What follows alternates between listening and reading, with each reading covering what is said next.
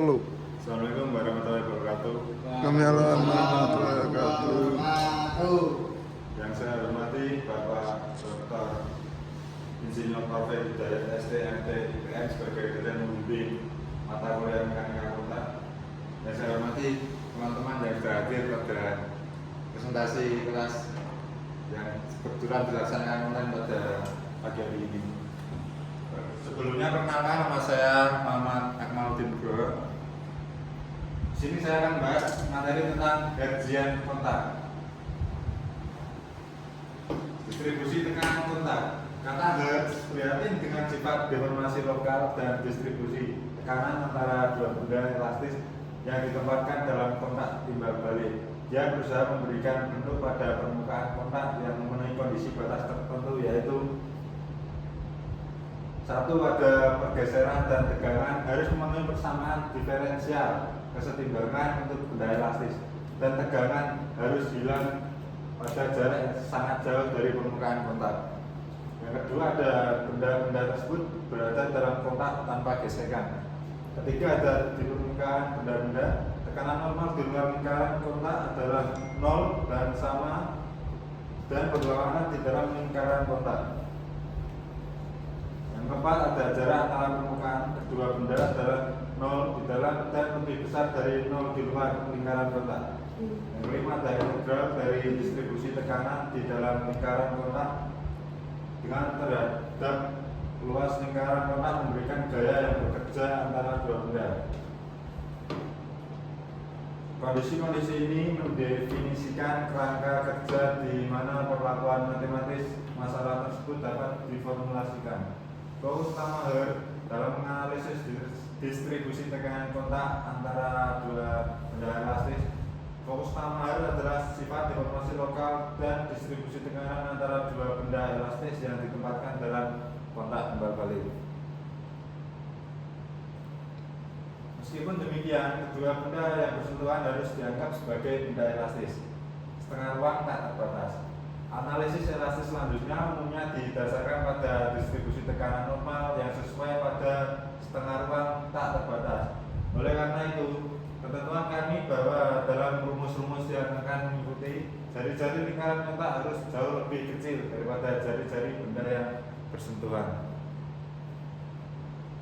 Dengan analogi teori potensial listrik, Hertz menyimpulkan bahwa distribusi tekanan berbentuk elipsoid akan memenuhi kondisi batas masalah tersebut dan menemukan bahwa untuk kasus bola distribusi tekanan yang diperlukan adalah eta z per px sama dengan min 3/2 1 min r kuadrat per a kuadrat 1/2 r lebih besar daripada a.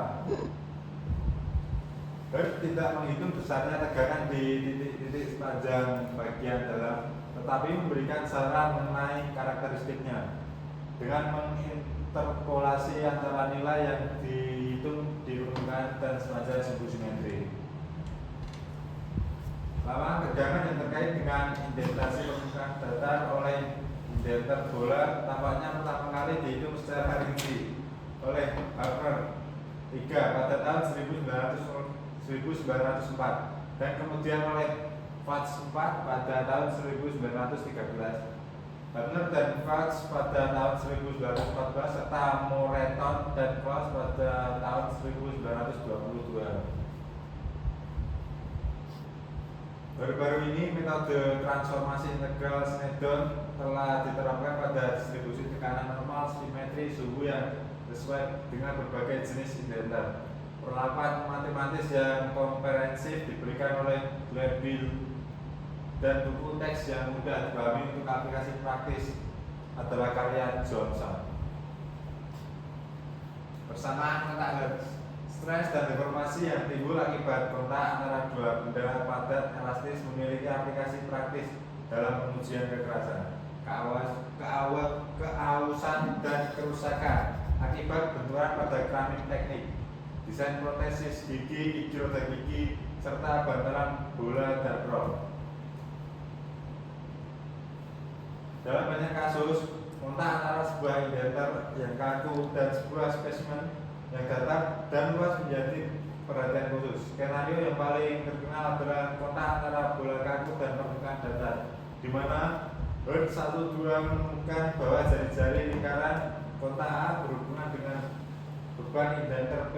Jari-jari indenter R dan sifat elastis material oleh apakah 3 sama dengan 3/4 PR per E, di mana E adalah modulus gabungan indenter dan spesimen yang diberikan oleh 1/E sama dengan 1/V kuadrat per E plus 1 min V kuadrat per E. Dalam persamaan nanti 1 E dan V serta E dan V menggambarkan modulus elastisitas dan rasio Poisson dari indenter dan spesimen masing-masing. Herd juga menemukan bahwa tegangan tarik maksimum pada spesimen terjadi di tepi lingkaran kontak di permukaan dan diberikan oleh Imax sama dengan 1/2/V, P sama dengan 2PA kuadrat. Stres ini yang bekerja secara radial pada permukaan di luar indenter berkurang sebanding dengan kuadrat terbalik jarak dari pusat kontak dan umumnya dianggap tanggung jawab atas pembentukan kontakan kerucut Herd. Dapat dilihat di bab 7 dengan menggabungkan persamaan antek 1 dan antek C. Tegangan tarik maksimum di luar lingkaran kontak dapat diekspresikan dalam terms radius indenter R. Tekanan kontak rata-rata PM dihitung dengan membagi beban indenter dengan luas kontak yang diproyeksikan dan merupakan parameter normalisasi yang berguna yang memiliki keunggulan tambahan berupa makna fisik yang sebenarnya. PM sama dengan P PA kuadrat.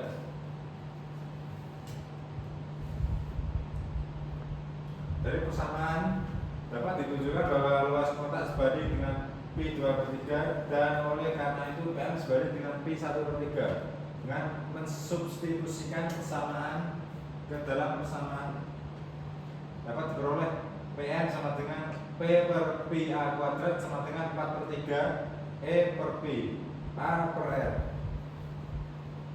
Kita dapat merujuk pada tekanan kontak rata-rata sebagai tekanan indentasi dan kuantitas A per R sebagai regangan indentasi. Kita dapat mempertanyakan definisi regangan ini, tetapi definisi ini tepat karena regangan elastis di dalam spesimen sebanding lurus dengan rasio ini. Misalnya tanpa acuan eksternal tidak mungkin membedakan antara indentasi yang dibuat dengan indenter berradius berbeda jika besaran A per R sama di masing-masing. Hubungan fungsional antara PM dan A per R mengindikasikan adanya respon tegangan yang serupa dengan yang umumnya diperoleh dari uji tarik dan tekanan uniaksial konvensional. Dalam kedua kasus tersebut, kondisi elastis penuh menghasilkan respon linear. Namun karena sifat lokal dari medan tegangan, hubungan tegangan-tegangan di indentasi memberikan informasi berharga tentang sifat elastis plastis. Bahan uji yang umumnya tidak tersedia dari uji tarik dan tekanan uniaksial. Persamaan kontak Hertzian seperti yang kita lihat di bab 6, Herd merumuskan hubungan matematis antara beban indenter P, jari-jari indenter R, luas kontak A, dan tegangan tarik maksimum. Imax dari jari kontak bergantung pada beban jari indenter dan sifat elastis dari spesimen dan indenter sesuai dengan apakah 3 sama dengan 3/4 PR per E, di mana E adalah modulus gabungan antara indenter dan spesimen yang diberikan oleh 1/E sama dengan 1/V kuadrat per E ditambah 1/V kuadrat per E. Gaya tarik maksimum terjadi di tepi lingkaran dan diberikan oleh Imax sama dengan 1/2V, P sama dengan 2PA kuadrat. Berikut ada contoh diagram dan contractlex. Geometri retak kerucut Hertzian. Retak dimulai tegak lurus terhadap permukaan spesimen dan memperpanjang ke bawah sejauh jarak kecil sebelum melebar menjadi kerucut yang sepenuhnya berkembang dengan izin dari Springer Spence and Business Media referensi keempat. Dengan mensubstitusikan persamaan 7.2 ke dalam persamaan 7.2C, kita mendapatkan Imax sama dengan 1/2V per 2Pi 4E per 3, 2 per 3, P 1 per 3, R min 2 per 3. Tekanan tarik pada permukaan spesimen di dekat tepi lingkaran kontak biasanya bertanggung jawab atas pembentukan retak kerucut. Retak kerucut umumnya berasal dari cincin awal tegak lurus terhadap permukaan bebas spesimen yang menjalar jauh jarak yang sangat pendek ke dalam spesimen sebelum berkembang menjadi kerucut. Sudutnya bergantung pada rasio Poisson, bahan serta metode menyangga spesimen dan ketebalannya. Terima kasih. Apakah ada yang ditanyakan?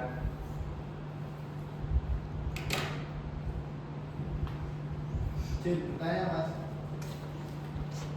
Kalau contoh pengaplikasian dalam head kontrak itu apa saja? Contoh pengaplikasiannya. Ya.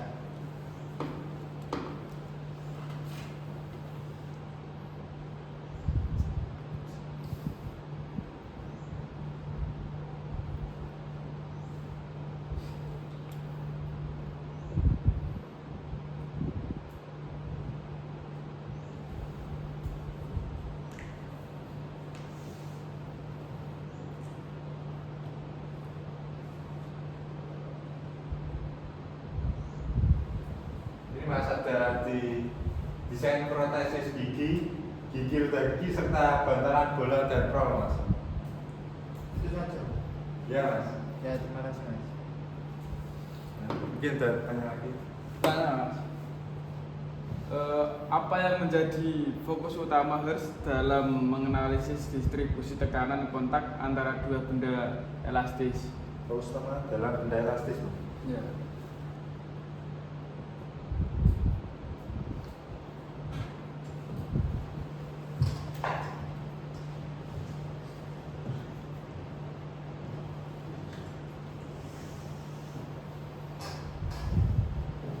Fokus utama Hertz dalam menganalisis distribusi tekanan antara dua benda elastis adalah sifat deformasi lokal dan distribusi tekanan antara dua benda elastis yang ditempatkan dalam kontak timbal balik Mas. Ya.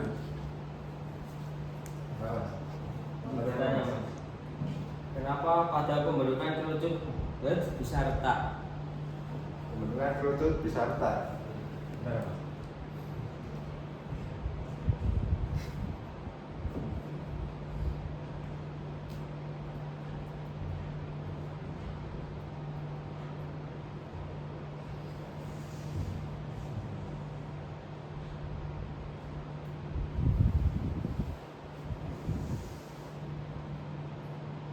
untuk retak pada kerucut umumnya berasal dari cincin awal tegak lurus terhadap permukaan bebas spesimen yang menjalar sejauh jarak yang sangat pendek ke dalam spesimen sebelum berkembang menjadi kerucut. Sudutnya bergantung pada rasio Poisson, bahan serta metode penyangga spesimen dan ketebalannya Mas. Sudah.